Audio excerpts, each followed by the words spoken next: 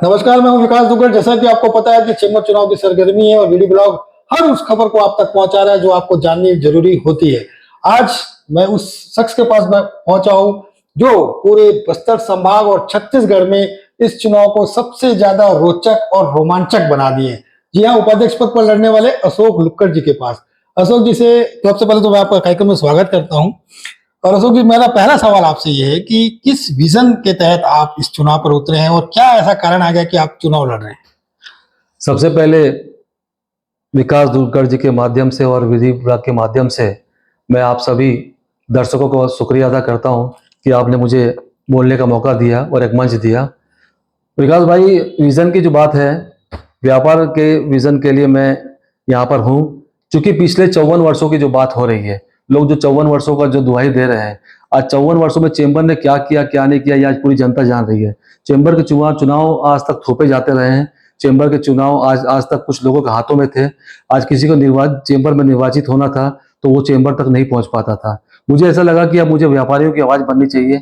मुझे ऐसा लगा कि अब बस्तर की आवाज़ बननी चाहिए। इस विजन को लेकर मैं चेंबर चुनाव में हूँ। तो किन कठिनाइयों का सामना करना पड़ रहा है इस चुनाव में आने के बाद, क्योंकि आप पहली बार कोई चुनाव लड़ रहे हैं जहां तक मुझे जानकारी है? मुझे ऐसा लगता है कि कठिनाइयों से ही सफलता की शुरुआत होती है और उस कठिनाइयों को पार करते हुए आज मैं चुनाव में बीच में हूँ। और मेरे सामने कठिनाई बिल्कुल कुछ नहीं है, बल्कि कठिनाई तो आज ये हो रही है कि चैम्बर के 5 पूर्व सदस्य जिन्होंने, मैं ये स्पष्ट तौर पर कह सकता हूँ कि आज 54 साल में जिन्होंने काम नहीं किया, वो आज रोड में वोट मांगते नजर आ रहे हैं। और अभी आप पूरे बस्तर संभाग के दौरे भी किए, मतलब 6 जिले लगभग आते हैं इसमें, तो कैसा रेस्पॉन्स मिला? लोग कैसे आपको स्वीकार कर रहे हैं या कोई दिक्कत लग रही है? मैं अभिभूत हूँ। मेरे पिताजी ने, मेरे परिवार ने जो व्यापारिक प्रतिष्ठा बनाई, मेरे पिताजी, मेरे परिवार ने जो व्यापार में नाम कमाया, नीति और नियत का जो सिद्धांतों का हमने पालन किया, तो आज मैं हर क्षेत्र में जा रहा हूँ, लोग मुझे गले लगा रहे हैं, लोग मुझे इतना स्नेह और प्यार दे रहे हैं। वो मेरी जीत के लिए मुझसे ज्यादा वो ला रहे थे आज की तारीख में। और एक जो आपका चुनाव कैंपेनिंग में बहुत तेजी से चल रहा है वो है बदलाव, परिवर्तन। वो किस चीज का आप बदलाव चाह रहे हैं और क्या परिवर्तन चाह रहे हैं? क्योंकि जो पैनल है वो ये कह रहा है कि इतने बड़े बड़े वादे अशोक लुक्कड़ कर रहे हैं, वो एक व्यक्ति या एक हमारे संभव में आता नहीं, राजनीतिक व्यक्तियों का काम है। तो अशोक लुक्कड़ जी केशकाल घाट की भी बात कर रहे हैं, वायुयान की भी बात कर रहे हैं, तो ये कैसे संभव हो पाएगा? बदलाव की जो आवाज अशोक लुक्कड़ नहीं उठा रहा है, बदलाव की आवाज बस्तर का हर व्यापारी उठा रहा है, बदलाव की आवाज बस्तर का हर नागरिक उठा रहा है। चेंबर के एकाधिकार को खत्म करने के लिए मैं बदलाव की मांग कर रहा हूं और उस मांग को लेके, उस विजन को लेके, उस लक्ष्य को लेके आज मैं सबके बीच में पहुंच रहा हूं। और मैं जब बदलाव की बात करता हूं तो सामने वाला मुझे बोलता है कि बदलाव तो बहुत पहले हो जाना था, अब बहुत देर हो गई है। लेकिन अब नहीं, अब बदलाव होने वाला है। दूसरी बात जो विकास जी जो आपने पूछी है कि मैं केशकाल घाटी की बात कर रहा हूँ, सड़क की बात कर रहा हूँ, वायुयान की बात कर रहा हूँ, इंडस्ट्रियल कॉरिडोर की बात कर रहा हूँ, सुलभ शौचालय की मांग कर रहा हूँ, संजय बाजार की मांग कर रहा हूँ, और मैं एकाधिकार खत्म करने की बात कर रहा हूँ। ऐसे बहुत सारे मुद्दे मैंने अपने विजन पत्र में, मैंने अपने संकल्प पत्र में दिया है। सारे मुद्दे मैंने दिए हैं आपको।